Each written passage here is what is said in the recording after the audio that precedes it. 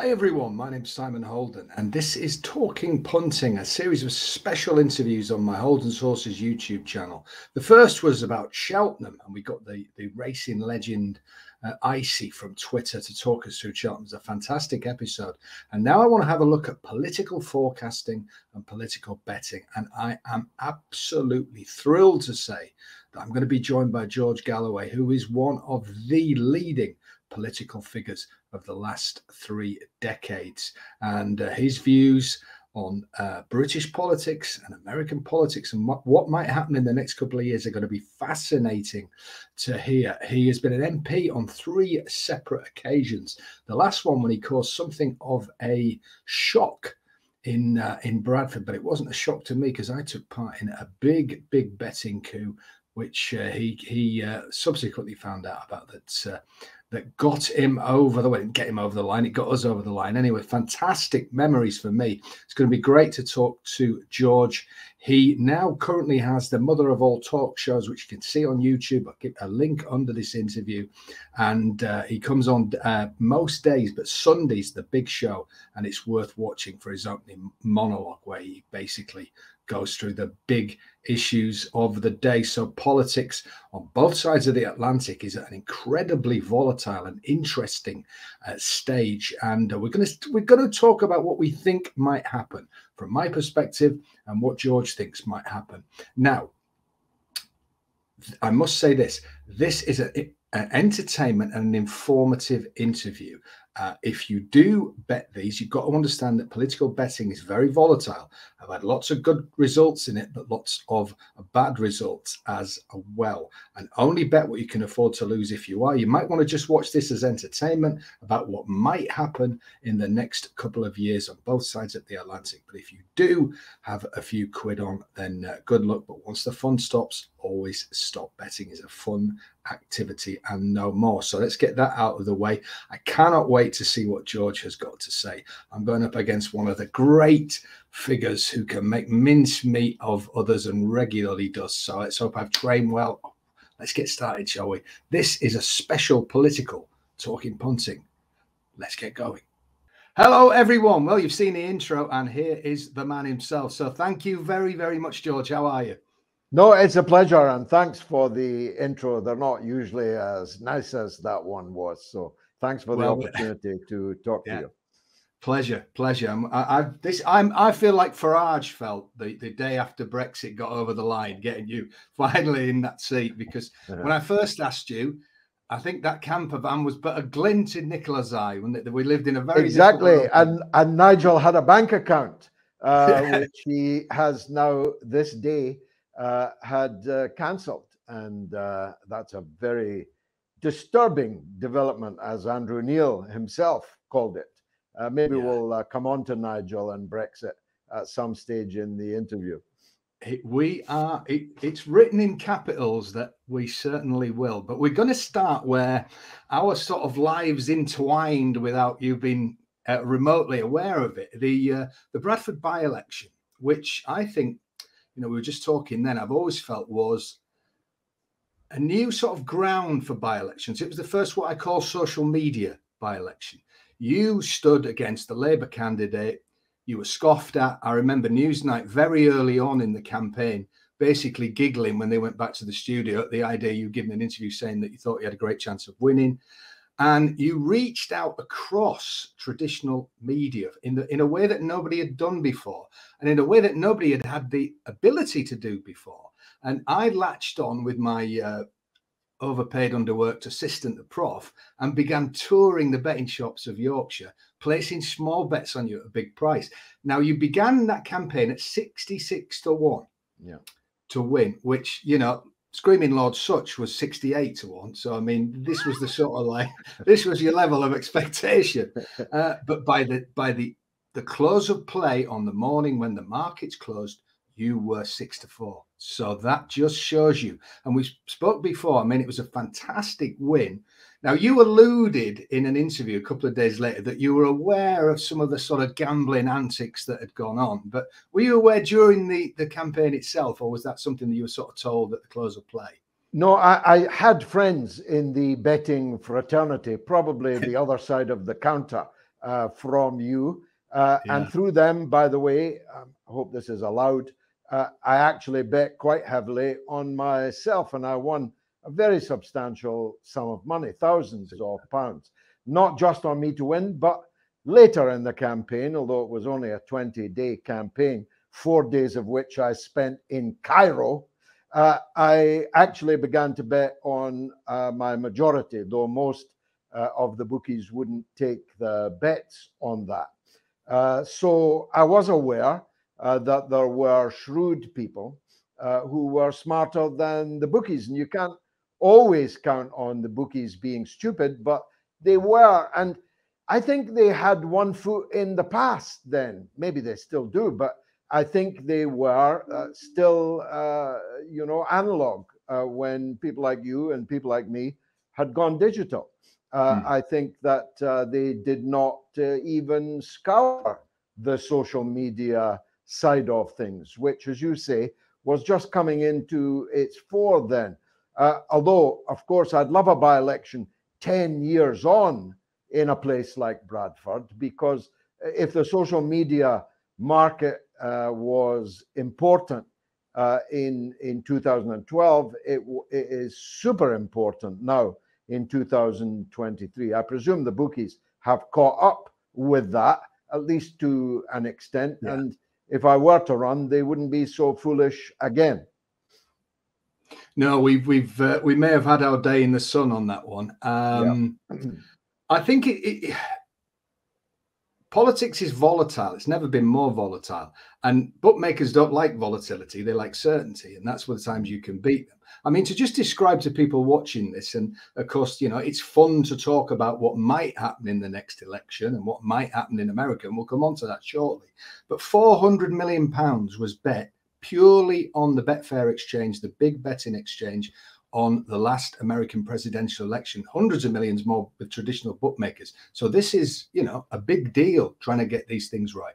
A big, big deal. Now we'll start in Britain and then we'll make our way over to America. And we'll mention Mr. Farage and Brexit, which was another decision that the markets got extremely wrong on the day, just like they did Trump and Clinton. So the idea that these people in their sort of ivory towers delivering the odds have got some superior knowledge to the man on the street, sometimes is not quite the case. Now, there's two key markets in this. As we stand, Sir Keir Starmer is streaking clear in the polls. The Tories ditched Boris in the hope that safe hand Sunak would close the gap. Well, he has altered the gap. He's altered it in the wrong way. It's actually trebled since Boris left. So as we stand, if there were an election today, the Tories might be left with, 2 seats and maybe half of one up north. So they are facing meltdown. The prices at the moment are 7-1 on Labour. So you'd have to put £7 on to get 8 back. I don't think this is quite the case. And of course, a poll is a snapshot of what would happen today. And this is where people go wrong, because they start saying things like, if this were to play out at the next election, Labour would have a majority of 350. Well, it's not, because the election's not now. It's where we are now. And the prices seem to be set where we are now. So 1-7 Labour. But the interesting market I want to speak to you about, George, is I think you share my view that this market is slightly over-egged in Labour's favour, particularly down to, I think, the weakness of the leader. Now, it may well be that Labour are the biggest party, but to secure a majority is 2-1 on. So, 50 quid on to get 75 back. No overall majority is just over 2-1 at 9-4. Now, I think that market's wrong. I think no overall majority ought to be at least joint favourite in this. I don't know what you think. Yes, my money would be on no overall majority. In fact, quite decisively so. Before I go into the detail on that, although I don't really approve of gambling, only the Reverend Ian Paisley and I opposed the setting up of the National Lottery. And as I came into the lobby, which was occupied by only he and me, he said in quite choice language, fancy me and a wee taig like you being the only ones opposed to the devil's buttermilk. That's what he called gambling. But I don't regard betting on politics as gambling as such, because it's not a matter of chance who wins an election. It's a matter that can be scientifically calibrated by people who know the political market, like you do, like I do.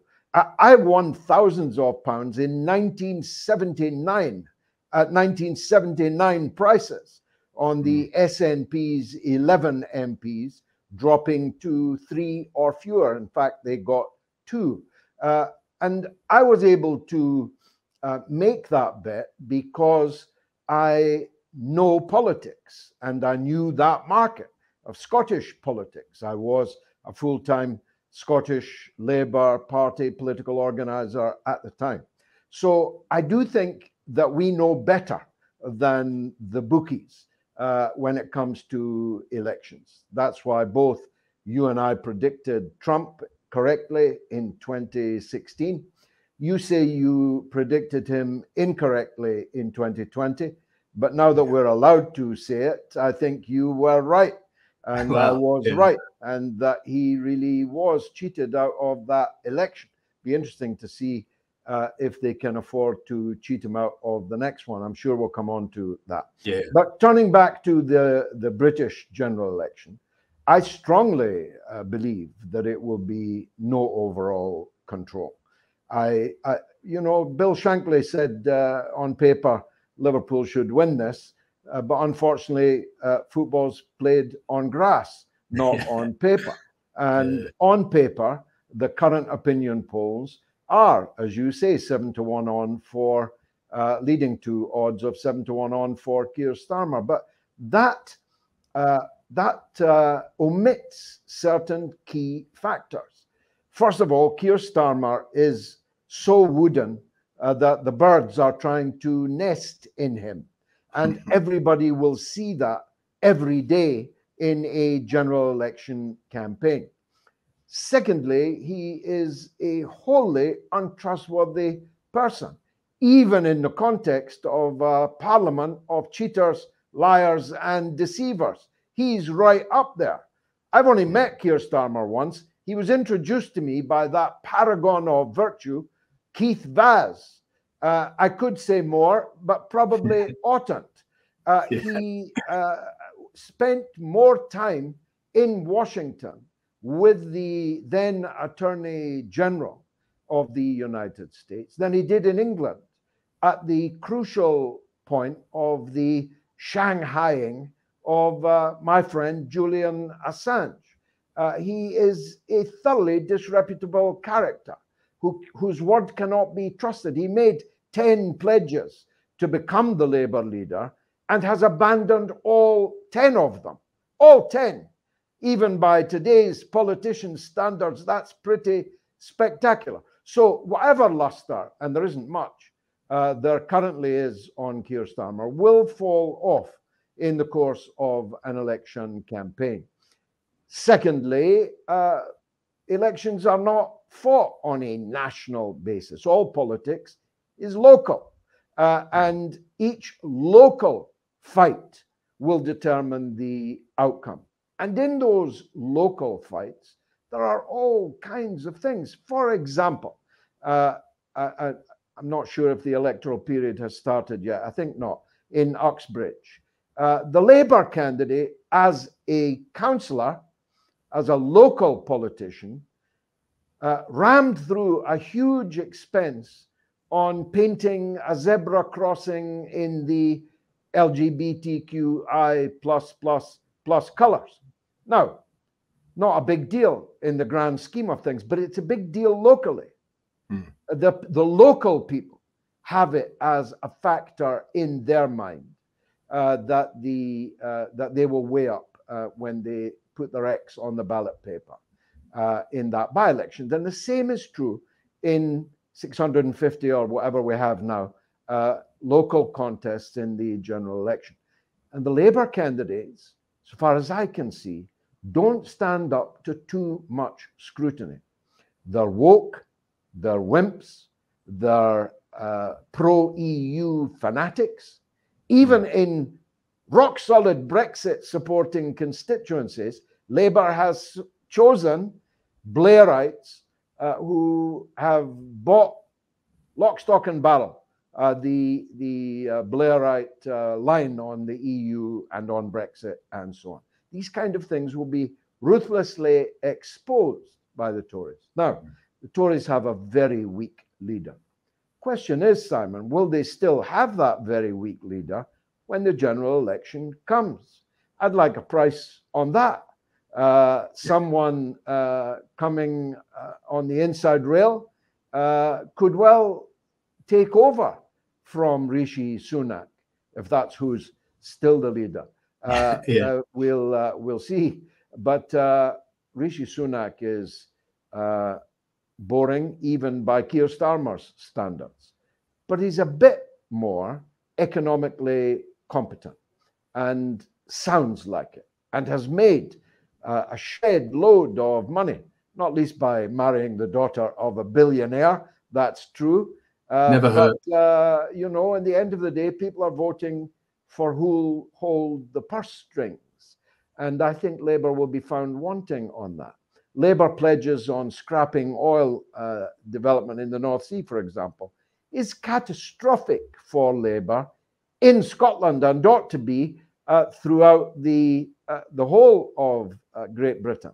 But it's catastrophic in Scotland. The leader of the Labour Party in Aberdeen, a man like the pillars of the town hall in Aberdeen, and as Labour as you could possibly be, a man called Barney Crockett, he's just resigned from the Labour Party over the pledge to stop oil in response to a campaign by people whose idea of campaigning is stopping the tube trains in the East End of London, stopping the workers getting to work, or disrupting the Ashes. All these things, I'm saying, will be in play in the run-up to a general election, including the possibility of a change of jockey for the Conservative Party.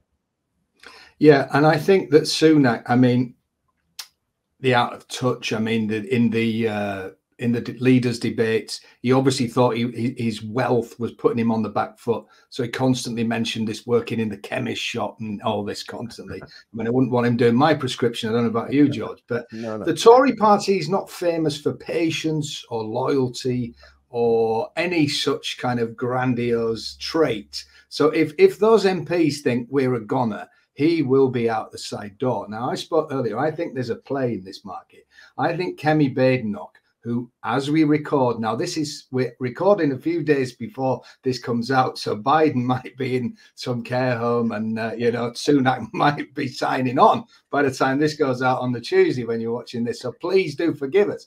But I think Kemi Badenoch, I think the last leadership election came slightly too early for her, but I thought she put an excellent marker down. She's the darling of the party in the provinces. That great irony, of course, you know, an African woman in the supposedly, you know, right-wing whatever party. And I think she put a marker down. I think she could take care of him in an election. I think people could be persuaded not to stand. And as we record this, she's currently 50-1 with dear old William Hill to be the Prime Minister after the election. Now, I'm not saying that's going to happen. I'm just telling you, George, I don't think that's a 50-1 to happen, because there's a pathway to this happening. And I tell you what, if she's 10, 12 points behind Starmer as the race begins in the debates, as she tours the country, I think she is more than capable of closing that and making that a very tight race. Well, I agree with that. 50-1 is definitely a good price. I'd have a tenner on that right now. If you wait till I've had mine. I think that the possibility is definitely there for her. There aren't that many other credible contenders. It would be swapping one person of color for another. So it wouldn't be open to the charge of racism. It would be a woman for a man. So it clearly would not be misogynistic or sexist or all the other ists and isms that get tossed around in politics. And she's smarter than him. She's more personable than him. She can talk to people, inhuman, in a way that he definitely finds difficult. So I wouldn't rule that one out at all. I think Penny Mordaunt could have won if she'd got into the last ballot. She has the benefit of being a fine woman to look at, as well as being good on her feet at the dispatch box in the chamber. But the luster has fallen off her just a little bit. So she'd be second favorite to Badenoch to get the gig, I think. Yeah, I agree with you. I think maybe her chance has just gone. Although, without being too conspiratorial, I thought it was very strange that she needed to get, I think it was 50% to trigger it going back to the membership. And of course, Sunak, who'd been stuffed by Liz Truss, had Mr. Hunt, who they'd both been gone in front of the members and not even made it, been royally stuffed. It was mysterious. She just fell short of what was needed, and Sunak was waved through. But of course, we're not conspiratorial on. Well, we are. I am anyway. Yeah. If it looks like a duck, walks like a duck, and quacks like a duck, it's probably a duck. Deals were done, and we don't know if they were redeemed. We must presume so, as we haven't heard any complaints. But I'm absolutely certain that deals were done to avoid this going to the Tory party membership, in which case she'd have won, by a country mile. She'd have won by several lengths. And so we think that the market's got it wrong. We think no overall majority, and then who knows what would happen. I mean, the Liberals, we haven't even mentioned them, and they're not really worthy of mentioning, but they found out that going into electoral pacts can not have a great ending for you when it comes to the next election. So they'll be a little, I would imagine, who knows what the SNP will be. Yeah, well, the SNP are currently on track to lose a lot of seats, and a lot of them are like rats abandoning the sinking ship. I think 5 in the last week have announced they'll not be standing again, including prominent ones. Bunter Blackford, the erstwhile leader in Westminster of the SNP, two dinners Blackford, I call him. He has abandoned ship. Stuart Hosey, I think for a long time the deputy leader, he also has abandoned ship. So they're clearly prepared for substantial losses. But again, we've got this crazy situation where Scotland's last remaining industry, the oil industry, is threatened by both the SNP and Labour, both of whom are committed to stopping North Sea oil. I mean, you couldn't make it up. Now, on the face of it, that would allow the Tories to pick up some seats, and I'm sure they will in the Northeast, in the Highlands. But there's not so much a glass ceiling, but a cast iron girders ceiling against the Tories in Scotland. You'd have to be there to kind of grasp how visceral it is. It's actually not easy for the great majority of Scottish people to cast their vote for the Conservatives. So it's not clear what will happen in Scotland. But there won't be that many SNP MPs to form a coalition with for Starmer. I don't think there'll be that many Liberals either. I don't see them winning many more than they have already, though they'll probably win some of these parliamentary by-elections that are pending. But when I say no overall control, I don't, alas, mean that it will be a very much more plural House of Commons with a large number of independents and smaller party MPs. I don't think there will be. Now, of course, Macmillan said, didn't he, events, dear boy, events, when asked what the greatest challenge was for any political leader. Now, we'll come on to Mr. Farage now, because he's making certain murmuring sounds on the sidelines of returning to the front line. Now, if he were to, possibly alongside Richard Tice or who knows, and attract a few heavyweight Tory figures, has he got time to put a credible wrecking ball together. And if he did, I know last time he received a lot of criticism for pulling out of what he thought were marginal seats to wave the Tories through. I think he's shown some regret on doing that. But if he were to, could he swing this further Starmer's way? Or, like I say, could he take a lot of Labour votes, which is what people misunderstood last time when they said the Brexit Party will destroy the Tory Party? Well, in some northern constituencies, that wasn't the case at all. It hurt the Labour vote more, far more. So could he be a wrecking ball next time round? He could be a wrecking ball. He can always be a wrecking ball. He has been consistently underestimated by the political class. You see the disjunction between his popularity in the country and his popularity inside the Beltway in the Westminster Whitehall journalistic bubble by what happened the other night when he won the award as the best news presenter. Yeah. They obviously had never watched my show, but they gave it to Nigel because the people voted for him.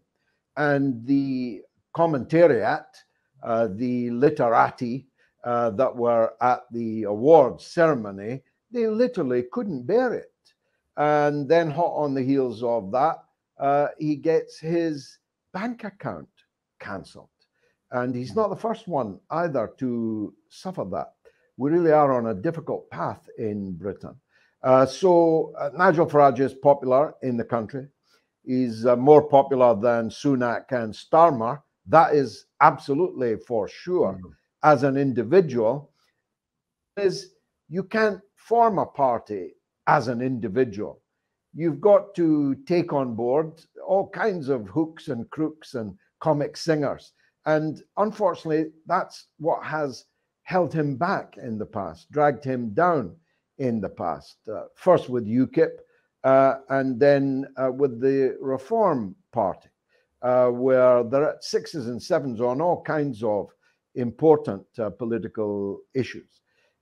If he was to re-enter frontline politics, my advice to him would be to make it as one man a band as possible, not to run for any of the pre-existing parties, to try a kind of Liberty Alliance that stood against digital currency, stood against compulsory vaccinations, stood against lockdown, stood against unending subvention to Ukraine in the war, against wokeness, against uncontrolled mass immigration. There you are, there's a program. And if the Nigel Farage Liberty Alliance were to run on that, they would do well, and they would take votes from Labour as well as from the Conservatives. And perhaps that's what's necessary, to break up the uniparty, to break up the two sides of the same arse syndrome that we suffer from in British politics, and not just British. If you have a huge part of the country who feels that nobody speaks for them, I think you've got a democracy in grave danger. And you're right, we are long overdue political alignment. And I'm sure Farage has got, as yourself as George, have got a few cards to play in the game yet. He's leaving it late though, Simon.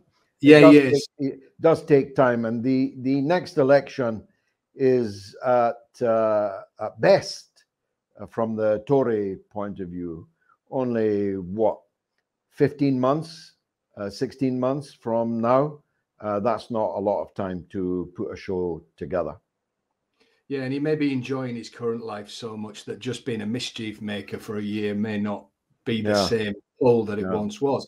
But he could affect this market, there's no doubt. Now we cross the Atlantic, George, of course, the scene of your most famous, I would say, and anybody who hasn't watched Mr. Galloway Goes to Washington, please YouTube it immediately for one of the great, if I may say so, virtuoso performances in front of that committee. They would have gone home that night and not enjoyed their turkey pie or whatever it is. These people, well, they never asked me back, put it that way. No, it was you know, if you weren't there that night, you know. Our politicals, I've always wanted to ask you this, our political speeches, and I'll just compare it to the stand-up comedy world. If you go and see a comedian and you're there in the audience. The power of it, the noise, the laughter, the communal feel of it. Then you watch the same show, say at Christmas on TV or a DVD, and you go, that's actually not as funny as I remember it. Our speeches, when you're there in the Commons, more visceral, more powerful than if you sort of check them out later just on TV. Yeah, the roar of the grease paint, the smell of the crowd. I miss it. No, undoubtedly. It's always better to go and see someone speak live than it is to watch it back on YouTube, though YouTube and the other platforms are miraculous for me. The Senate appearance has over 100 million views on YouTube alone. I've never checked anywhere else. And my Sky News interview during the invasion of Lebanon in 2006 has more than 100 million views in multiple languages. So these are a godsend for me, but there's no doubt that, I mean, I attended the greatest speech I ever witnessed, the late Mr. Ben, the late and great Mr. Ben, in the Caird Hall in Dundee on the eve of the first Scottish referendum in 1979. And I can still remember every word, every nuance, every movement of the hand of Mr. Ben, who then sent me his tape recording cassette. He used to tape every speech and interview that he made, and he sent me that cassette, which I still have 40 years, 41 or so years later. So there's no doubt that live is better. And in the case of the Senate, to which you kindly referred, I had been a boxer when I was young. So I knew when a light goes out in the other fellow's eyes, when he no longer wants to be there anymore, and is hoping for the bell, if not for the towel, to come flying in. And I definitely saw that light go out in their eyes quite soon, actually. They realized they had, as George Bush might put it, misunderestimated me, an uneducated guy who left school at 16, went to work in a factory, grew up in a council house, and there I was defeating these princes of the American political system, and they wished they hadn't done it. And anyone who was there, and I still know many who were there, I will never forget it. It's good to watch it on playback, but not quite as good. No, fantastic. So please do check that out. And 100 million views, I would hope we'll be near to that by next Friday at least, George. So we shall see. We shall see. Now we move stateside. Now, talking about a man who the lights have gone out in his eyes or needs the ref to come in, we'll start with President Biden, who hasn't had the best couple of weeks. I mean, him and his, and just to put this in betting contests, 2 weeks ago was regarded as something of a shoo-in, was as short as 5-4, 11-10 with some bookmakers. So virtually levels you devils even money that he would win the next presidential election, with Donald Trump, who has his own legal issues, 3-1 second favorite. Now, of course, these two squared off last time, but Biden hasn't had a very good couple of weeks. Himself and his son Hunter have rather been, well, brought to be a sort of Del Boy and Rodney with extra sort of crack cocaine as walking around the world with a suitcase full of, like, you know, full of favors to sell. It's been an absolute disaster for Biden personally. He's gone for the deny everything routine, which you can't really do in the modern world because we live in the world of WhatsApp and recordings and leaks, and kind of saying no comment is not going to work for the next 2 years. Now, Trump, of course, has got his own issues,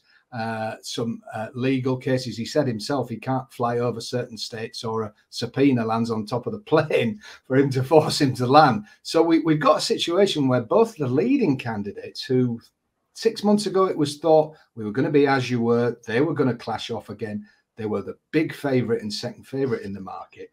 You know, the first debate may take place in the cells 1 and 2 with the doors open. You know, we're looking rather like that. This market is volatile. I put it to you, George, that I've got a strong suspicion that neither of these two are going to be in the final two. I don't know what you think about that. And all of that, plus the revelation that Biden is sleeping in an iron lung because he can't breathe unaided when he is asleep. I mean, really, it's become farcical. You shouldn't laugh, but it has become farcical. And the idea that this man can run again for another 4-year term is utterly fanciful, especially as he has as his vice president someone even more unpopular than he is. Someone that's his trump card, isn't it? Don't get rid of me, or she gets it. Well, I well recall Private Eye, its front cover with Richard Nixon and Spyro Agnew behind him, and he's pointing at Agnew, and the speech bubble says, "Nobody's going to shoot me with this guy next in line." And I've never forgotten that front page. I think that you're half right, if you don't mind me saying so. Not at all. I think that Joe Biden will definitely not be the nominee. And that gives them a problem, because the nominee cannot be Kamala Harris either. Laughing gas Harris, I call her. But they won't be laughing if they field her as president. So they have a difficult maneuver to carry out. They have to move Biden aside, either push his bath chair over a cliff, or the iron lung malfunctions, or he walks out onto the White House lawn minus his trousers one day, and everyone says 25th Amendment, no longer fit to conduct affairs, etc. They've got to get him off the stage, have a brief interregnum with Kamala as the unelected president, the Gerald Ford, if you like, and get someone entirely new, presumably Newsom, as the vice president. And then they have to get her to agree to let the vice president be the nominee. And all of that has to be achieved in very short order. So that's why I think even the overwhelmingly democratic print and broadcast media in America has begun finally to open up on Joe Biden, on his level of cognition, on the ethics of him in business, the ethics of his son, the relationship between them. All these things are now big time in the mainstream for the first in American media. That tells me that the powers in America have decided that time is up for old Joe. So I'd be expecting him to be on his way quite soon, given the difficulties of the maneuvers that have to be conducted between now and November 24. But you said half right. That leads me to think you think Trump might ride this out and be there. I'm sure he will, and we'll have to bet against each other on that one. His ego is growing. It's now quite overwhelming. In New Hampshire, he's at 50% today with a field of 5 or 7 runners, and the debating hasn't started yet. I think he will overwhelmingly, as he finally did with the donkey derby that he was in prior to 2016. He crushed them all, and he'll crush them all again. Whether that's a good idea for the Republicans, of course, is another matter. But Trump has the zeitgeist, and I don't think that these legal troubles are going to stop him. Apart from anything else, as Eugene Debs, he's my idea of an American president, proved in 1919, you can actually run for president of the United States from a prison cell. And he did, and got actually a couple of million votes. He was in prison for opposing the First World War. He was the socialist candidate. So I don't think Trump will be in jail in time for an election in November 24. And the continued pursuit of him is actually, I think, backfiring. certainly with his base. And there's no middle ground in American politics. The idea that there's a substantial number of millions of swing voters who might go this way, might go that, is, I think, wrong. And I believe that Trump's cause will be greatly helped if Robert F. Kennedy Jr. Continues to do well in the campaign against Biden, gets cheated, and runs as an independent. If he runs as an independent, 7 out of every 8 votes that he takes, he'll be taking from Joe Biden. Yeah, that's interesting. We spoke earlier. I mean, I just gave you best price for Donald Trump. You can get 11-4 still, so nearly 3-1. Now, Joe Biden has gone from 5-4, 11-10. He's all the way out, and these are favorites, so these are big moves, out to 7-4. So he's been very, very weak, almost as though somebody knows something. Now, there's 2 big gambles in this market, George, in the last 2 weeks. Robert Kennedy Jr. was the first one to take place 2 to 3 weeks later. Obviously, he has the name, has some very unconventional for the mainstream media views and all sorts of things, vaccines and whatever. Joe Biden or whoever takes his place, think we'll be very careful about debating him. Now, he's 14-1. I said to you earlier, I don't think he's got a path to the White House, but I think there is somebody in here who has, and that's Gavin Newsom, currently the Californian governor rather. He is now best price 16-1. Now, that's with Sky Bet. Now, not so long ago, Gavin Newsom was 50-1 when Biden looked rock solid because he just had no angle in. And it was thought that he was doing a media campaign. He was popping over to the White House to get pics of him going in and out when Biden was away overseas. But it was all to do with, I'll run next time. I'm Joe's biggest friend. But I think he had some inkling that he was on maneuvers. And I think he could be the one who breaks rank. If he does, then I think that 16-1 in what effectively becomes a 2-horse race. Because if he wins that nomination, there's only him and or whoever wins the Republican one can do it.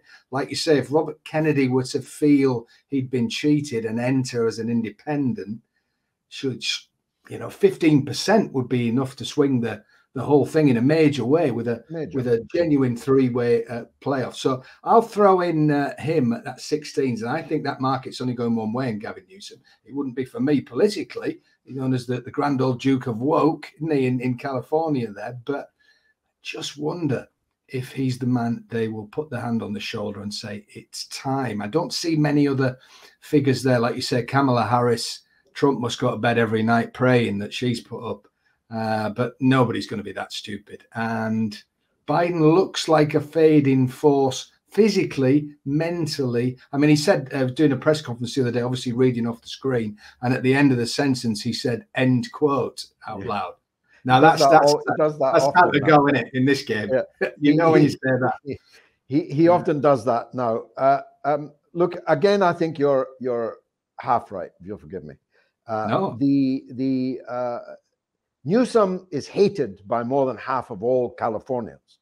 So he cannot necessarily bring with him the state of California, which always votes for the Democrat, except when Ronald Reagan was around. There's that problem about putting him up. He's deeply unpopular. He's the grand old Duke of Woke. Yes, he's Tony Blair without the laughs. And older viewers will know what I mean by that. He's smarmy, he's slimy. You would count your fingers after he shook your hand. You certainly wouldn't let him drive your wife home from the airport. He is a very, very slippery customer. And again, these things are badly exposed in election contests. You can no longer hide them. Okay, last time was a freak because of COVID. Biden sat in a basement, essentially, fought the campaign from a basement, covering his face with a mask or two, and so on. But that'll never occur again. So Newsom would have to run for the nomination, because if he doesn't run, then he's reliant on that very complicated maneuver I explained earlier, being brought in by Kamala as the vice president with a guarantee that Kamala will not run for the president in November 24. So that's a very convoluted way to the presidency. So the only straight way is for him to say, Joe's not cutting it. Robert Kennedy Jr. is burning up the track and he's a dangerous man. Therefore, for the good of the party, I'm entering the race. And that would be a real problem for the Democratic establishment, because they have pinned everything on Joe Biden staying alive and remotely compos mentis. And, you know, neither of those things, I don't wish him death, of course, but neither of those things can be counted on at all. I mean, none of us would be surprised if we woke up tomorrow and saw him walking to the presidential helicopter in his underpants, or that they were in a mess. None of us would be surprised if we woke up that he was no longer able to continue in the job. This is a highly unstable set of circumstances. And Trump goes on and on and on. So I believe that Trump beats everyone. And if Kennedy runs as an independent, he beats everyone by a very, very long way. And of course, all the efforts that will be made to drag him into the legal entanglements will not have time to come to fruition by the presidential election. They left that too late. But of course, in a country like America, you can't rule out him being terminated with extreme prejudice. But perhaps we better not go there. No, and when he first took the kind of campaign and said, I'm going to Washington to drain the swamp, I remember thinking, I expect the swamp doesn't want to be drained, and you might find that more difficult, though a noble quest in itself. Fascinating contest over there, and it's moving quickly. You often think that, you know, when they start campaigning in America, usually the sort of Thursday after the previous election, and you think, well, there's only two things can happen here. This is a bit boring, even betting. But this is turning into, you know, almost like a game of political Cluedo, isn't it? It's fascinating. And this market will change. But as it stands, George is going for Donald Trump. You can get 11-4, nearly 3-1. And I'm having that slimy, horrible, I've forgotten his name now. I keep thinking gruesome. Blair when you said that. Gruesome, yeah. Gruesome. I call him gruesome. Yeah. There's a great movie on Netflix you should check out. It's called, what's it called? It's made by Jon Stewart, anyway, the former Daily Show. Daily Show. It's about the American electoral system, set in a mayoral race in a small town in Wisconsin. It is just fantastic. And anyone interested in politics, betting, elections, or America really needs to catch it. Fantastic. Yeah, we'll check that out. Now, just before we go, George, because you've mentioned him, and I just want to ask you, when did you first meet Blair? And when did you first have any misgivings that this guy might be, shall we say, a wrong un? Well, I knew from the first time that I met him that he was a wrong un, and I said so right in front of his face with an audience of 1,000 people sitting only yards away. I said so at the Labour conference in Inverness, at the risk of sounding like Harold Wilson, that nobody should buy a pig and a poke from this butcher. And butcher he turned out to be. I remember a story, if you've got time for it, which summed up to me exactly the kind of person he was. I went out onto the terrace of the House of Commons and I found all the leaders in a row of the print workers' unions as were, before print unions became a museum piece. They were all there, the SOGAT, the NGA, all the printers were there. And they were fuming because you're not supposed to be on the terrace without a member of parliament being with you. This was long before he became leader. He was shadow for employment at that time. And being a union man myself, I went up and asked them if they needed anything. And of course, being a thirsty lot, they all did. It cost me quite a few quid. And they said, we've been stood up. we're here for a meeting with Tony Blair, with that young Tony Blair, one of them said. But he's just phoned us to say that he has childcare problems.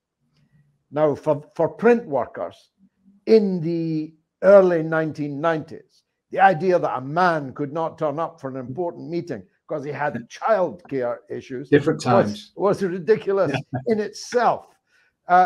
So I bought them all a drink, and I then went in to the House of Commons, up the stairs to the tea room where only members could go, and there sat, large as life, was Tony Blair, who had lied to the print workers' leaders about his childcare. He just didn't want to meet them. And of course, as I already had some animus towards him, I would have been supporting Gordon Brown in those days. Please forgive me for that. I said to him, there's a lot of angry print workers leaders waiting for you down on the terrace, and I've had to buy them a round of drinks because you didn't show up because you had childcare difficulties. And he'd clearly been sitting in the tea room for some time because he had breakfast dishes all around him. It was all a lie. That's when I knew for sure that he wasn't just a wrong un, he was a brazen liar too. So not only did he get you the sack inadvertently and put your party back a generation, he also owes you around, George, more importantly. Utter disgrace. Now, print workers were not a cheap date. I bet they weren't. No. Well, exactly. I would have hoped they'd put the costs on his personal printing right up to cover yours. George, it's been an absolute pleasure. Thank you. And I hope everybody checks out the mother of all talk shows. I certainly watch every Sunday. It's worth it for your polemic at the beginning as you cast your eye over the weekly event. So keep being you, my friend. And after the American election, after the next election, we may well reconvene and see how we did. But if God spares us both, I'd look forward to that. Thank you. Yeah, thank you. Thank you, George. Thanks for your time. And I'll see you very soon, mate. Cheers. Bye.